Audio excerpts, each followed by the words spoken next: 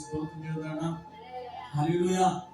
తండ్రి జాడలో ఉన్నప్పుడు ప్రతిరోజు కూడా మంచి వస్త్రాలు కట్టుకున్నాడు, 3 పూటలు భోజనాలు.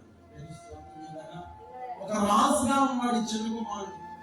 అలాగే పని మనుషులు ఉన్నారు, పనులు ఉన్నారు, ప్రతిరోజు మంచి ఆహారం దొరుకుతున్నది. స్తోత్రం చేద్దాడా. ఈ చిన్న కుమారుడికి ఏ ఇబ్బంది లేదు. ఏం చేయాలా? బడికి పోయా, చదువుకో, నీ కాళ్ళ మీద నిలబడు, మాకు ఇంకంతకన్నా అన్నిటికీ ఏమన్నా స్తోత్రం చేద్దాడా. అలా కొన్నాళ్ళకి నువ్వు ఏమనుకున్నాడేమో, ఏమనుకున్నాడేమో, ఒక రోజున చెడు ఆలోచన వచ్చింది, చెడు తలంపులు వచ్చింది. ఏమొచ్చింది?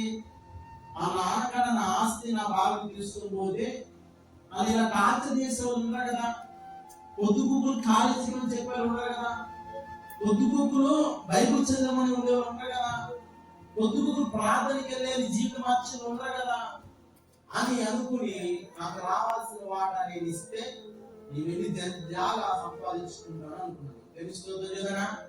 మొత్తానికి పోయాడు తండ్రి కదా, తన ఆస్తిని ఇచ్చేసి పోయాడు. పోయిన తర్వాత కొంత కాలానికి తీసుకునే డబ్బు అంతా అయిపోయిందంట.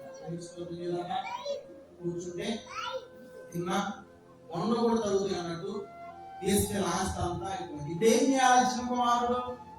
తెలుస్తుంది కదా.